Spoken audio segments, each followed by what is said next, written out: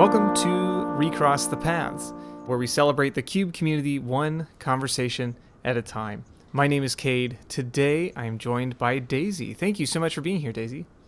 Yeah, thanks for having me. I'm Daisy. I go with she, her pronouns. Yeah, welcome. So excited to talk about Cube, to talk about all the things that go along with it. So we're really looking forward to unpacking some of the things you're working on. As we get started here, as we jump in, I'd like to give a little context for people. Daisy, why Cube? Why is this something you care about? Cube is, I think, a lot of listeners would agree, the best format. And most people don't even have to bring cards when you play Cube, and it all turns out fair in the end.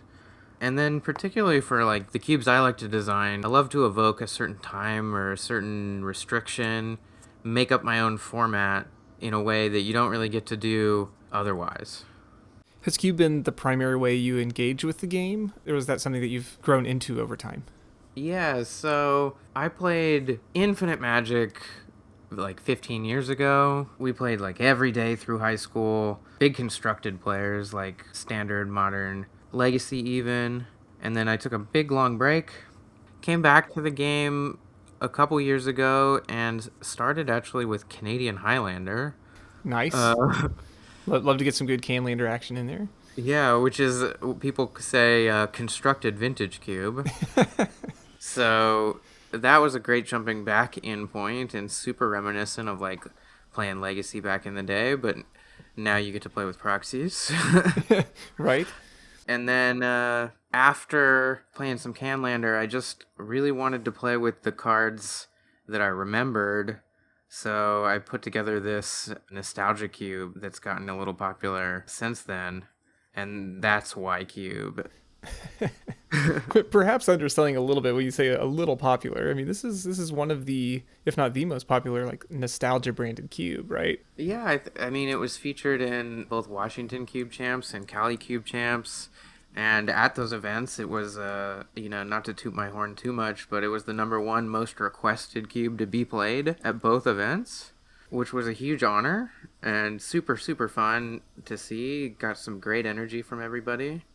Yeah, it's so nice when people really enjoy something that you've put together. And maybe this is a dangerous question at the risk of tooting your horn, right? But what do you think draws people to a project like that? Like, why do you think that resonated for them? So, obviously, there's the nostalgia. If you played during that period like I did, you're going to be drawn to it. But also, I think this specific period, nostalgia or not, is really evocative because of the specific power level you get, because of how complex or not so complex compared to now the cards at the time were. And you get this, like, not quite modern, not quite current standard. You get a very unique power profile in this era that I think it just really is magnetic for people. Well, I certainly want to unpack some more of that specifically, but I think the most helpful to get us started, because we've referred to the cube, this nostalgia cube, could you give us the elevator pitch for the early 2010s nostalgia cube? Yeah, so the early 2010s nostalgia cube starts with Shards of Alara block and goes to Return to Ravnica block. It's exactly 20 sets and no others, although there are a few cards outside of that that get to be honorable mentions. They get But to they fit sneak in in. so well, no one would notice. Right, right. It's just the cards we played every day in high school, and I wanted to make my own format out of it, and it seems like a lot of other people wanted the same thing.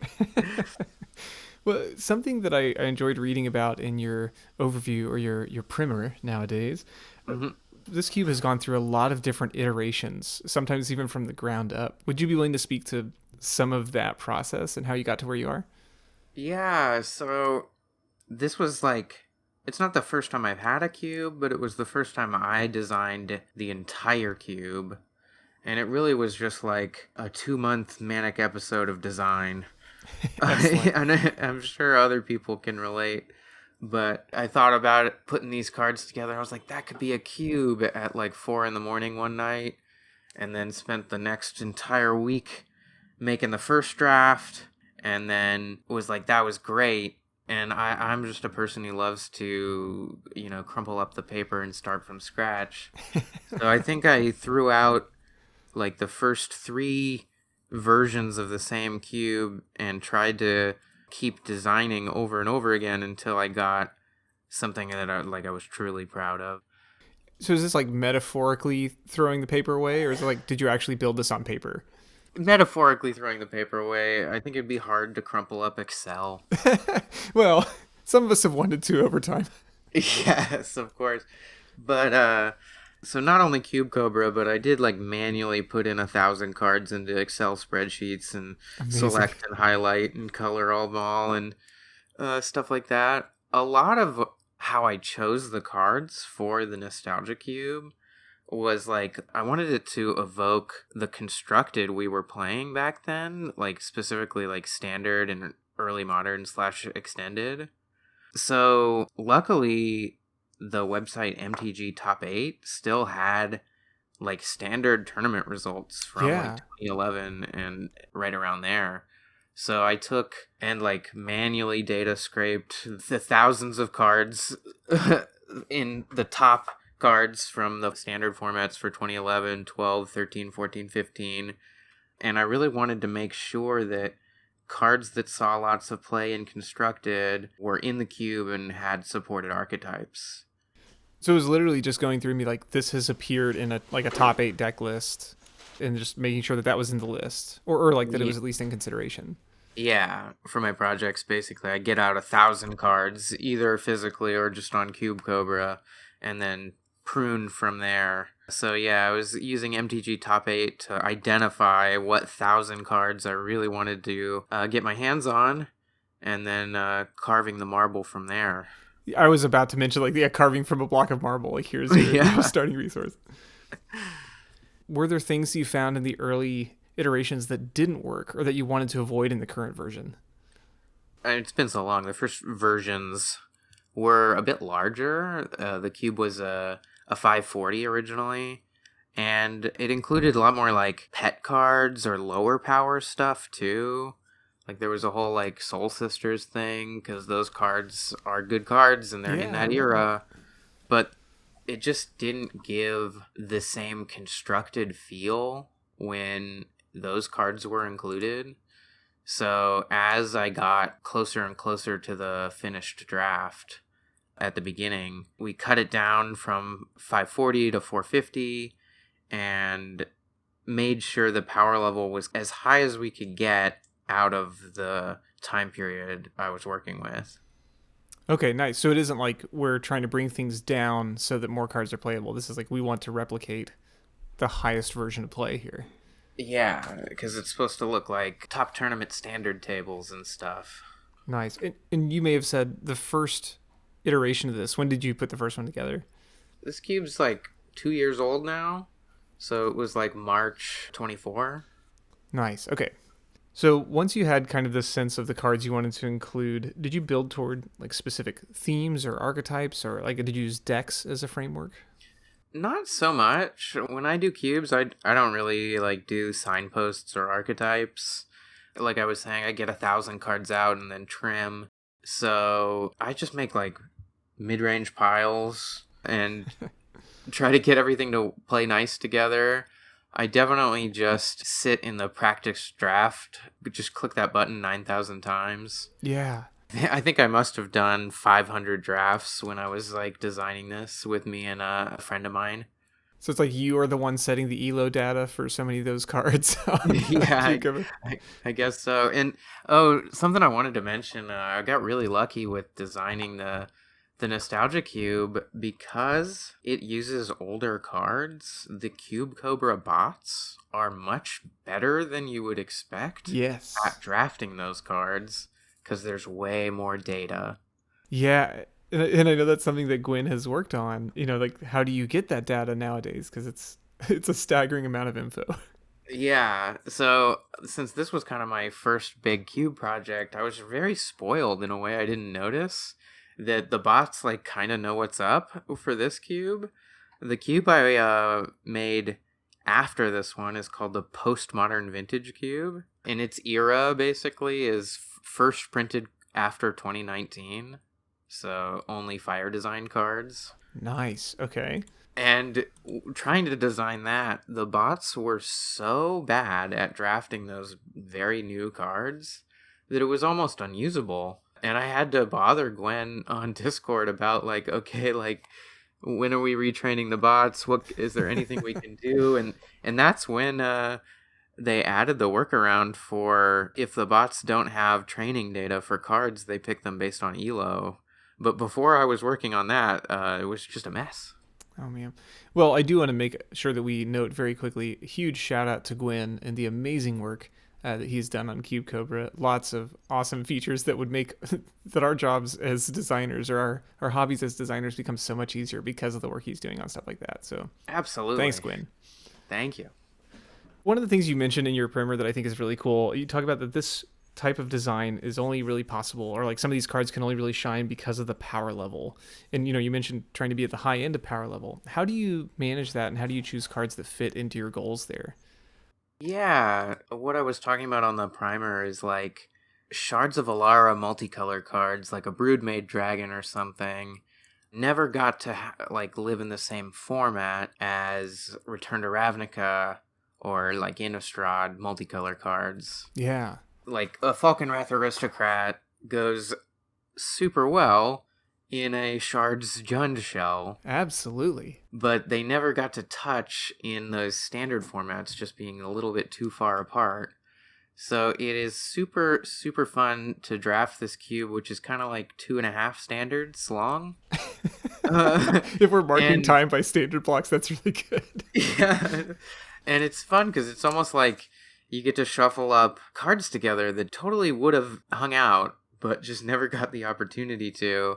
And in larger formats like Modern that have an even higher power level, ended up pushing those out, and they didn't get to see the light of day together, which is where Cube comes in and is just perfect to make your own formats. That's right. If they don't fit somewhere else, you make a place where they can live. Yeah. Was that kind of mixture of like certain cards or certain flavors, was that part of the goal, or is that just like a result of trying to capture the feeling? I would say almost like a chicken and an egg. Like, is it part of the goal? I think that's like part of the spice. Like, once I had the idea and started playing around with it, that was the spark that was like, oh, this is like a really resonant idea, because that part of it was so fun when you just got to play with them. Well, I know you mentioned that this was something that you played, like you played in this era. How did you settle on this particular set of cutoffs? Very selfishly, I guess. I don't know. I started with Shards of Alara was my very first set where I knew what a format was. I had learned to play Magic with like Mirrodin precons, but by the time like I knew what formats were more than just my Elves deck versus your Demons deck, we were in Shards of Alara, my first deck being like a very budget Cruel Control. Nice. And then, like I said, played every day through high school, and that just ended up being like at the end of Dragon's Maze and right when Theros Blockhead started. That's when we kind of stopped playing. It was kind of perfect. That period is exactly 20 sets, which I feel like is kind of the perfect number. Yeah, like that nice round digit feels like it makes sense there. Yeah. I didn't know if that had some to do with frame. I know I started right around the era like M14 into Theros, and so like knowing that you have a frame change coming in M15, I didn't know if that was something you had considered. Oh, yeah, I definitely thought about trying to go up to that point, but it just didn't feel as good because I just wasn't as knowledgeable. I hadn't cast all those cards in the same way. And I don't know, just the special number 20 really felt right to me. A lot of people who've played this cube, they end up asking me, like, okay, do you have any other time periods? Like, hold on, what about my time period? And the one I get asked about the most is basically, like, one chunk before this. Like, Modern Border to, like, Lorwyn or around here. It's like until you get to, like, the Planar Chaos era time spiral stuff. Yeah. So, I actually worked on a cube after Cali Cube Champs and getting asked that question, like, 50 times that weekend. I worked on a cube that's like the Nostalgia Cube, but for that time period, and it was very uh, meaningful to me that Mirrodin to the end of Lorwyn block is exactly 20 sets as well. Interesting. Oh, very cool. Yeah, I have on my cube cover page. It's not a cube I have in paper yet, but I have a cube called Golden Age MTG, which is that Mirrodin to Lorwyn block time period with exactly 20 sets. And I think this will be the next one I do put together for us to play at the shop. And I hope people like it just as much.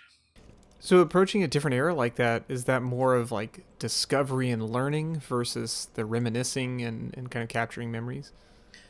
This one wasn't as challenging as they're not new cards to me because playing for 5 years every day, like I ended up knowing pretty much all the cards that Right. they're back. So I'm like, okay, I know these ones, even if I wasn't there playing Standard and Time Spiral. And I got some help from some friends that were sitting at top tables playing Standard and Time Spiral too, to get a little of that energy in there too. So when you work on a project like the Golden Age or like the 2010s nostalgia, is the goal for that to be an ever evolving project, or do you think of that more like a time capsule? I like to think about my time capsule cubes more like time capsules. That's fair. Like, I guess, like, meaning if they're going to become static at some point, or like, hey, this is the version that I'm most excited about. Yeah, since I guess I go a little bit with quantity, I don't want to say over quality, but quantity at the forefront of cubes, having like 12 cubes in my possession. I love one that doesn't need updates all the time. Sure. It's great to have a time capsule just kind of sit there and be comfortable and be good and not care what new set just came out. So other than when I take them to the big events, I love taking them to the events and getting the huge amount of data that they give you back from the Hedron network, like all the deck list pictures, and you get to see all the 3-0 decks. All the drafts from not you, right? Yes, it is an amazing time to just dig through the Hedron network data. That's the only time I make changes to the Nostalgia Cube, is after a big event like that. Do you have cubes that you try to maintain with the flow of new things, or is this like this is the spot that captures the drive for you? I do have a couple of cubes that beg for updates all the time. Like I was mentioning before, my other main cube we play is the Postmodern Vintage Cube, and it needs a little bit of an update again. The last time I did it was with EOE, which isn't too long ago, but there's more sets every day, it feels like. Yeah, it is a pretty fast pace nowadays, but I imagine there is a comfort, like you said, of with Cube broadly, but especially with projects like these that if you don't want to mess with anything in the in any of those blocks of 20 sets, those aren't changing. Those will still be there for you. Yeah. The kinds of updates I've made to the Nostalgia Cube since like putting it together and writing that primer is I do this fun thing where every single time we've ever played it with 8 people, I make the 3-0 person, I have them sign the box. Nice. Very So cool. they write their name, 3-0, the date, and archetype. So it's just like a little snapshot of data that on the box, and it's also people play for bragging rights like it's the end of the world. Yep. Gets everybody going. But after those first couple events, like Washington in particular, I was just noticing that control and big mid-range was like putting up way more 3-0s, signing the box way up more often than aggro strategies or decks that want to go small. So the last couple of times I tuned it, I tried to speed it up a little bit and try to make those kinds of strategies just as viable. And I think it succeeded because I don't see just 4-color control signing the box every time. Even though I refuse to cut Cruel Ultimatum and cards like that. Well, you spoke about the ultimatum in such glowing terms. I'd be shocked if that somehow found its way to the cutting room floor. Yeah, no, never over my dead body. Are there lessons that you've picked up from working on the Nostalgia Cube, or like this Nostalgia Cube, that you carry into the other projects? Yeah, some of the lessons from the success of this project is just like almost in contrast to what they say on like Lucky Paper of like there are no restrictions, all the rules are made up because you made them, is like more of like stick to the rules and that restrictions breed creativity and really dig into those restrictions that you set. It can make it super unique. Like with that in mind, when you think of a project like this, are you designing toward what you are wanting in that, or is like you're designing toward what you think people might expect in a cube like this? Like my cubes are for me, but I don't know. I don't know how to answer that, I guess. That's fair. And I don't want that to be a challenge either, as much as like we talk about there's these, like you said, these rules in place or these expectations in place. I didn't know how much of that felt self-imposed versus coming from somewhere Yeah, else. it reminds me of like it's always good to get friends and other perspectives when you're making cubes. You stare at it for too long, and either every card looks perfect or every card looks like trash. Yes. So it's good to get some fresh eyes, and I do have a good couple of friends and a group that helps me, but also sometimes like I'll like post the list on Reddit, and I definitely at the beginning of working on these kinds of projects would get lost in debating the rules with Reddit. Being like, yeah, so these are my rules, and these are exactly when I broke the rules and why, and here's what's up. And it would just get me really distracting that you end up just debating whether or not Baleful Strix can hang instead of talking about anything interesting. The internet being unhelpfully argumentative. Who would have thought? Who would have thought? Well, yeah. Could you take a quick moment and speak to some of those breaks? Because I mean, you don't have to sell me on a Baleful Strix, but yeah, where did you go outside of your parameters?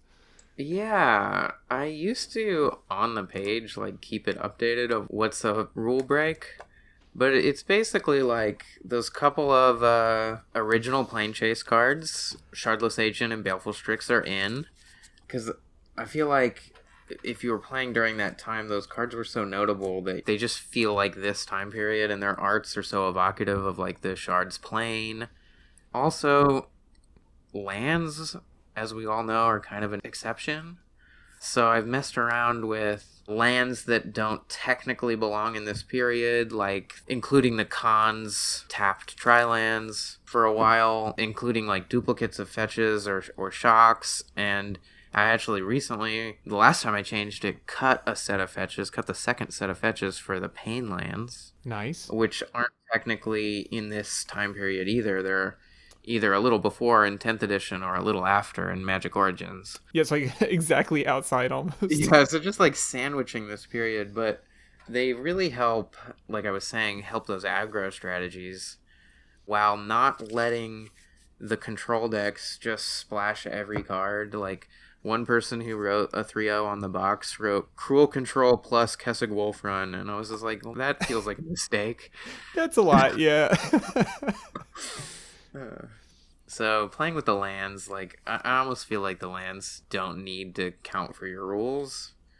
But then I guess I say that, and for the postmodern vintage cube, I had shocks and fetches in there, but those don't fit the first printed after 2019 rule. And eventually I actually cut those for only lands first printed after 2019, and it made that idea a little more vivid in doing that.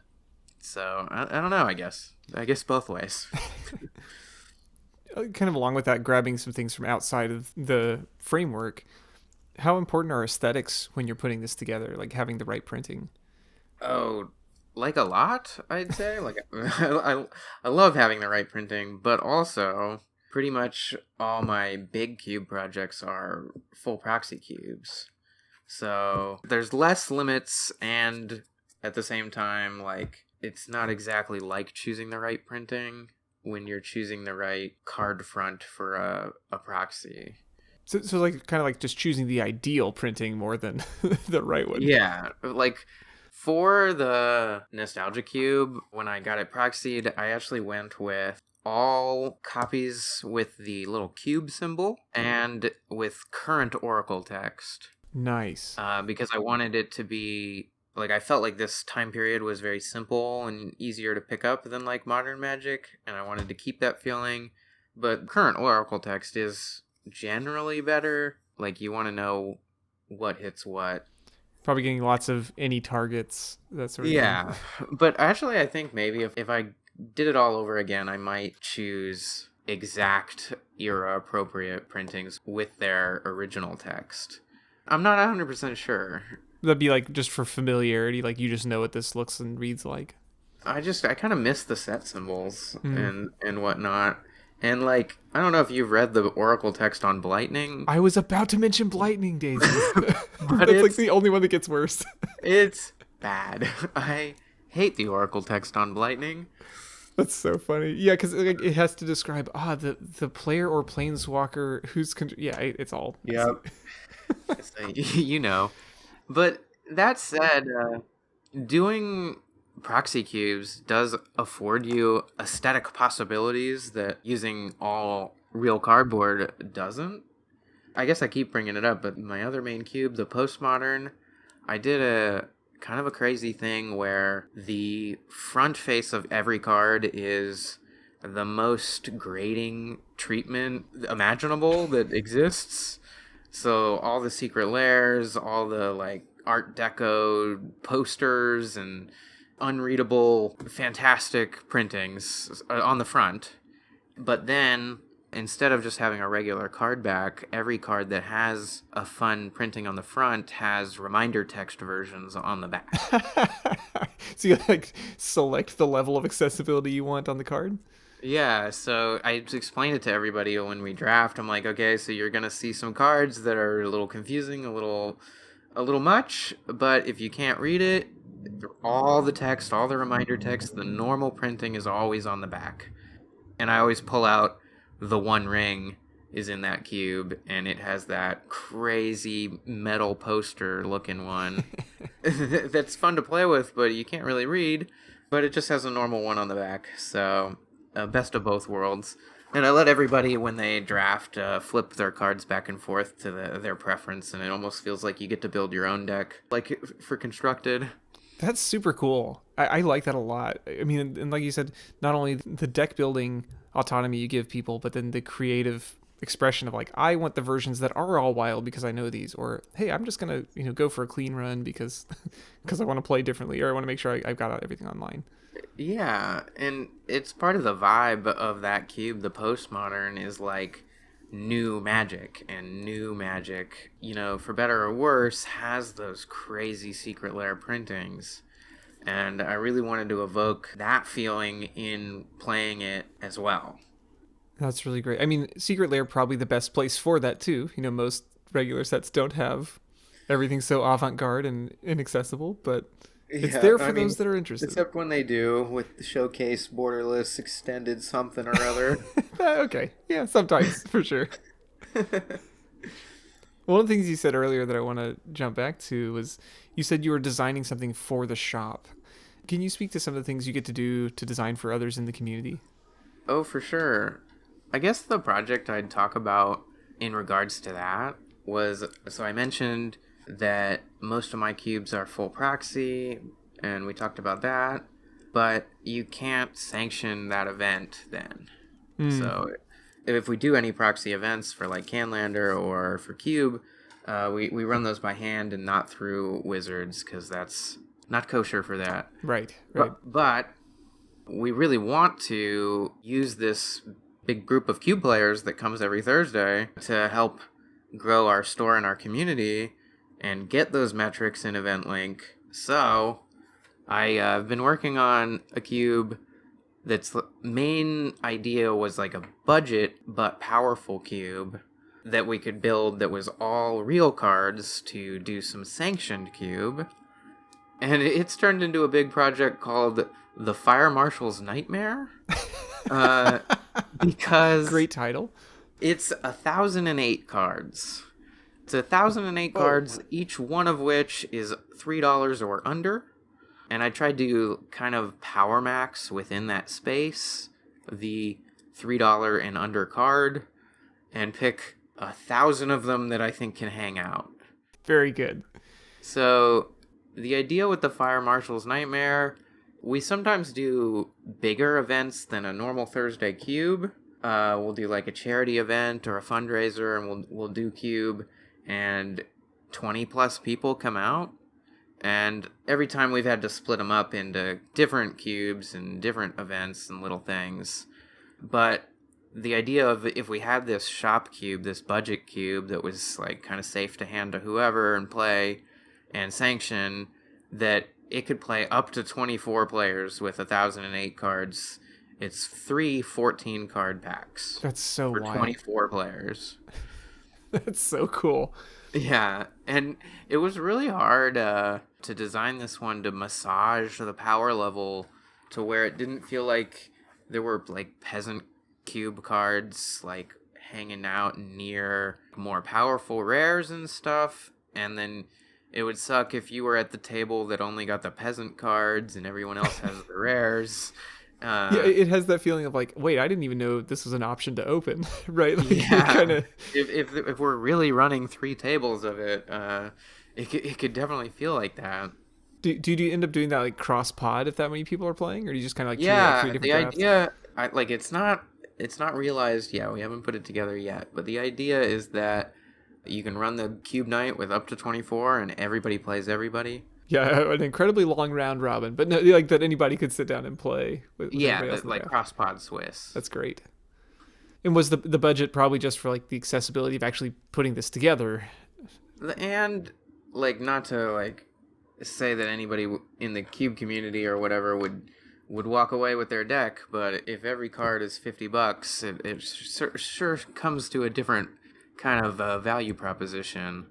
Because we run these as open events, like $5 entry. Anybody can play at any skill level in any part of the community.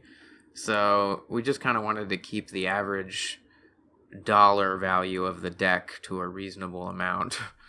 No, that makes sense. And if something goes missing, hopefully by accident, if that were to happen, like Yeah, then and it's you not can just the end grab of the another world. one real easy. Yeah. And I know you're saying we. I think probably for helpful context, this is a shop that you are working with, like are helping beyond just the cube side. Yeah, so my main job right now is just working at an LGS or as like a worker owner. It's me and 4 friends, and we just run the whole store like a co-op. We are actually like legally an LLC / co-op, and we're working on our bylaws and whatnot. And we're one of only 2 game stores in the States that are run that way. Yeah, that's really cool. Did this like, how does this intersect with your desire to organize events for Cube? Like, did one lead into the other, or is this another chicken and egg thing? Oh yeah, I'm not sure. I've always kind of been getting people together for the things I like, so it just goes hand in hand. Have you found anything along the way that has led to success in getting people together for Cube? I know it sounds like you have some pretty sizable events nowadays. Yeah, we get like between 4, and then our biggest Thursday one was 16, and bigger at a couple of little fundraiser events too. And I'd say nothing reinventing the wheel, but just like consistency, firing every Thursday no matter how many people come, and getting the word out. I don't know if I have any like super valuable tips. I think there can be a value of just the repetition of that, like those axioms, right? Yeah. So do you find time to play yourself with any of that? I know probably not at the events at the shop.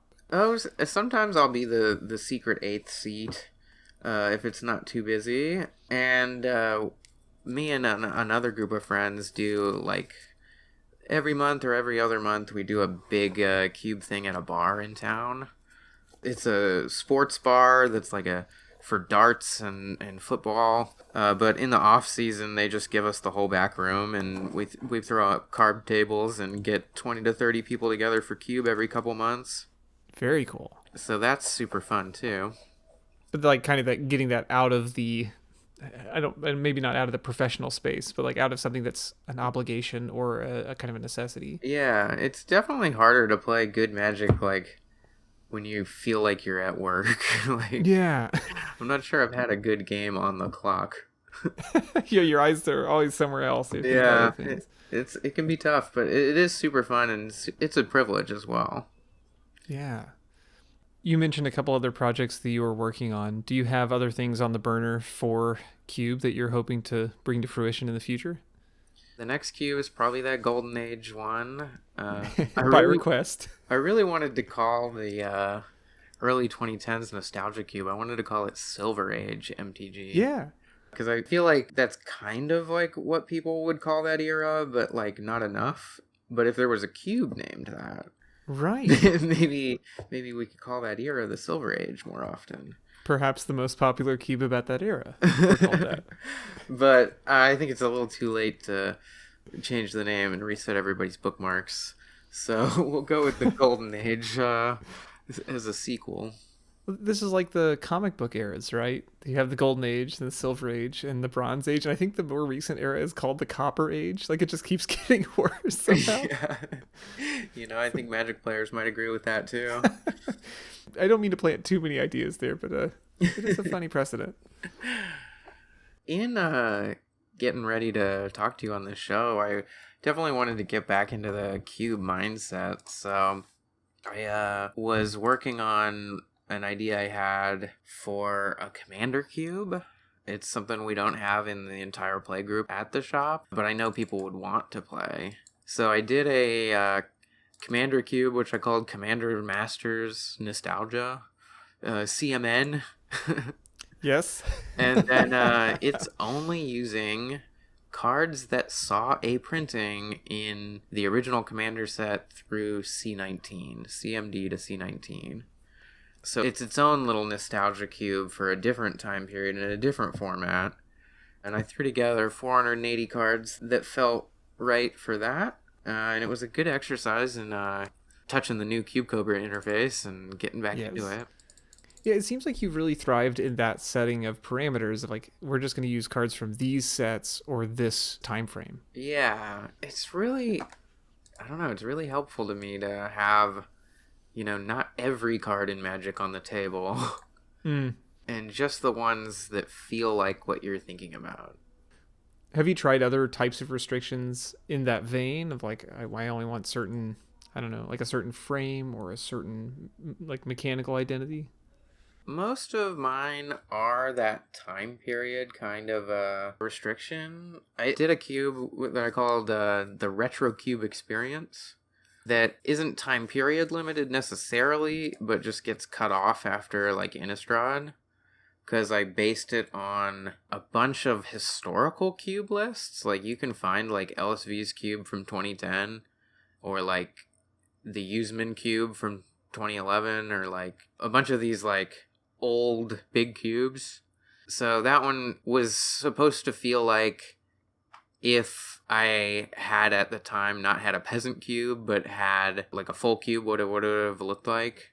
But through a modern lens where like now we know Ponder is good when that actually took a while.